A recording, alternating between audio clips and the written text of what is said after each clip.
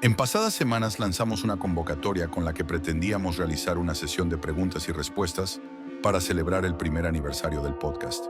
La respuesta que recibimos resultó interesante, ya que a través de estas preguntas podremos contarles el origen de la frontera de la pesadilla y algunas curiosidades acerca de los casos que anteriormente les hemos presentado. Así que sin más dilación, comenzaremos con esta sesión. ¿Cómo surgió la frontera de la pesadilla? Bueno, podría decirse que la frontera de la pesadilla nació de la inquietud de realizar un programa similar a los que escuchábamos en la radio durante nuestra infancia y adolescencia. Dígase La Mano Peluda y Un Mundo Nos Vigila.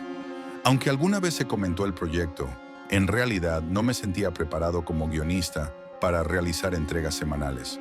Sin embargo, no fue hasta hace un año que conseguimos estructurarlo, y tras un episodio piloto arrancamos con esta aventura. ¿Qué fue lo que te llevó a crear la frontera de la pesadilla? Fue el gusto que tenemos por todo lo que tiene que ver con el terror y misterio, lo que nos trajo hasta aquí. Desde lo ficcional hasta los casos verídicos más grotescos que puedes encontrar en la red. Además que se abrió una puerta debido a que los escuchas comparten con nosotros sus experiencias. ¿Cuáles son sus influencias? Como guionista consideraría que mi mayor influencia ha sido La Hora de Kayako y Noviembre Nocturno, ambos de origen español. En el caso de La Hora de Kayako, lo que me gusta es que al ser transmitido en la radio valenciana y después subido a plataformas, conserva ese aire analógico que tanto añoramos de la infancia. Y en el caso de Noviembre Nocturno, me gusta su producción, narración y el hecho de que sus relatos vayan desde autores clásicos a modernos e incluso adaptaciones de videojuegos o series. ¿En dónde se graba La Frontera de la Pesadilla? La Frontera de la Pesadilla se graba en el estudio de Montaña Radio. ¿Quién realiza La Frontera de la Pesadilla? En la realización del podcast participamos dos personas. Mi hermano Manuel Gutiérrez, que realiza la edición, producción, musicalización, algunas voces e ilustración de todos los episodios. Por mi parte, realizo investigación, redacción, edición de guión, narración y redes sociales. ¿Cómo obtienen sus historias? En cuestión de las historias, algunas nos son enviadas por suscriptores, otras son investigaciones que realizo a través de diversas fuentes. Cuando puedo localizar a quien vivió la experiencia, indago cuestiones específicas como el lugar en donde sucedió, detalles de la historia que podrían haber omitido al momento de redactarla, pero que en la conversación van regresando a su memoria. Y mi trabajo al final es ordenar la historia para realizar el capítulo que ustedes escucharán. ¿Tienes evidencias sobre la veracidad de las historias que te envían? En el caso de algunas historias como el horror de Lauderdale y Satánico, por poner un par de ejemplos, busqué información porque tenía las ubicaciones geográficas. En el caso del primero me lo contó una persona muy cercana y fue corroborada por familiares de la misma. Había algunos acontecimientos cercanos a la fecha en que ocurrió la historia, y en la introducción del episodio expliqué mi teoría brevemente. En el caso de la segunda es un poco más complicado, porque esta me la compartieron vía Reddit. La cosa es que dicha persona me contó muchas cosas acerca de sus investigaciones sobre la Matrix, las élites más poderosas e incluso historia religiosa, dándome santo y seña de estos temas. La cuestión es que tras esa conversación, dicho usuario de Reddit desapareció. El episodio está censurado, por llamarlo de algún modo, porque omití mucha información referente a sus investigaciones, ya que lo que primaba era el relato de la secta que lideraba su abuelo. Las investigaciones que me mencionó se basaban en los diarios del mismo y prometió enviarme pruebas de estos diarios. Sé que esto tampoco sería una prueba consistente porque no había cómo comprobar que no fuese una charada. El punto al que quiero llegar es que al llevar tantos años investigando toda esta temática, tenía claro cuando empezamos este proyecto que mi postura no podía ser la de tener la verdad absoluta, porque en la mayoría de estos temas no hay una certeza, no hay una forma de comprobar al 100%, y menos sin tener un gran presupuesto. Es por eso que siempre dejo a criterio y discreción del público su opinión y teorías. ¿Has censurado historias y por qué? Como mencionaba en la anterior pregunta en Satánico, omití información. Sin embargo, no es la historia más fuerte que he recibido, hay dos historias que de igual manera me fueron enviadas a través de Reddit. Ambas tenían que ver con grupos que se dedicaban a realizar videos snuff. Por ende, las historias eran en extremo grotescas, además de que tenían que ver con infantes, a pesar de que me hubiese gustado abordarlos para, de alguna manera, crear conciencia sobre los riesgos que tiene Internet. Sentimos que corríamos dos riesgos. Uno, que se tomase como apología a este tipo de prácticas, y el otro que nos cerrasen el canal. Debido a la delicada naturaleza de estas historias, sería conveniente publicarlas en una plataforma en la que no exista censura.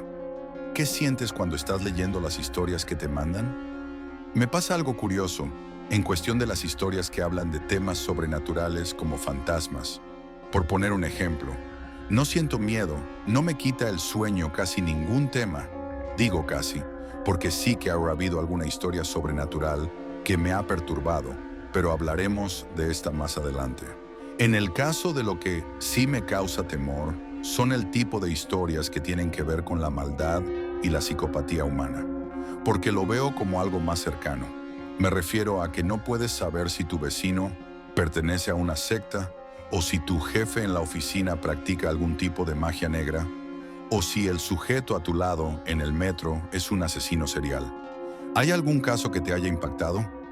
En el canal hay un episodio que consiguió perturbarme, y fue La cosa que acechaba la casa de la abuela. Recomiendo que pausen aquí y vayan a escucharla si no lo han hecho, y después regresen a esta parte del video. Ahora bien, cuando me compartieron esta historia, la leí y me pareció interesante. Mas no sentí temor en ese momento, pero esa misma noche tuve una extraña pesadilla que transcurría en una especie de vida paralela. Me hallaba en la habitación de una vieja casona. Estaba con mi hermana de esa realidad onírica. La puerta se hallaba entreabierta. Teníamos unas velas encendidas, y yo sabía que era una protección de algo que nos acechaba desde fuera de la habitación. De pronto, en la penumbra del pasillo, brillaron unos ojos rojos y mi hermana me dijo: «Ya está aquí», y en su voz sonó la desesperación. Ella comenzó a rezar y yo traté de hacer lo mismo, pero en ese momento olvidé hasta el Padre Nuestro, que era con lo que ella pretendía alejar a esta entidad. Como es siempre en los sueños, de una forma inexplicable, esa especie de sombra negra que protagonizaba el relato que había leído horas antes, se materializó al lado mío mientras las velas se apagaban. En ese momento ya no pude moverme y aquella pesadilla se transformó en una parálisis del sueño. Cuando al fin logré reponerme de esta, podía sentir como si algo estuviese acechándome en las sombras de mi habitación. Algunos dirán que fue sugestión. Yo no sé en realidad qué ocurrió, no sé si fue sugestión o si de alguna manera entré en contacto con esta entidad por el solo hecho de leer la historia. Nos gustaría saber si a ustedes les ha pasado algo similar con algún episodio. Sería muy interesante. ¿Hay algún tema del que no hablarías y por qué?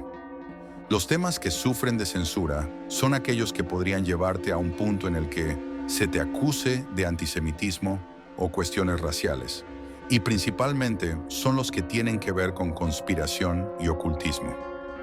Dicha situación es sumamente curiosa porque dilucida el control que tienen ciertas personas, agrupaciones o religiones sobre los medios de comunicación. Es decir, que la censura es más que nada por la supervivencia del canal, no porque desconozcamos ciertos temas o no queramos tocarlos.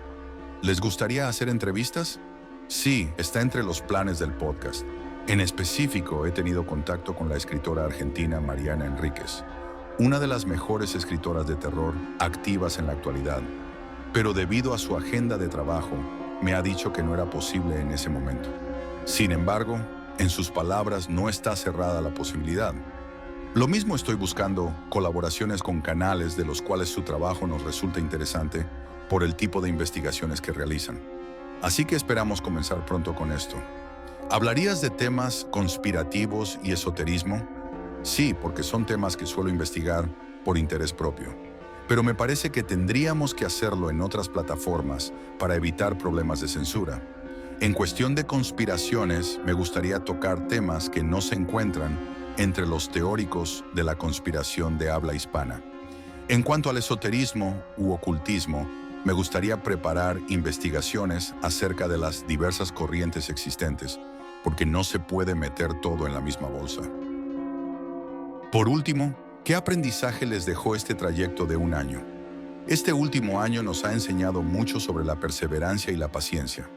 Le tenemos mucho cariño a este proyecto y estamos muy agradecidos con nuestros suscriptores por el apoyo que nos han brindado. En este último tramo he podido conocer, al menos a distancia, a colegas creadores y escritores con quienes he podido compartir ideas y que han tenido a bien impulsar el proyecto en otras latitudes. Así que si algo podemos decir con certeza es que nada está escrito, hay mucho trecho por andar y esperamos que sigan acompañándonos y seguir conociendo personas que impulsan el contenido de terror y misterio. Pues aunque parezca que somos un nicho muy pequeño, la realidad es que no es así. Somos una gran facción llena de todo tipo de pensamientos, pero todos con un mismo fin: asustar un poco. Bueno amigos, hemos llegado al final de esta sesión de preguntas y respuestas. Agradecemos enormemente el habernos acompañado y el haber participado en la dinámica. De antemano, una disculpa para los que sus preguntas ya no alcanzaron a entrar en este episodio por cuestión de tiempo. Sepan que las guardaremos para otra oportunidad.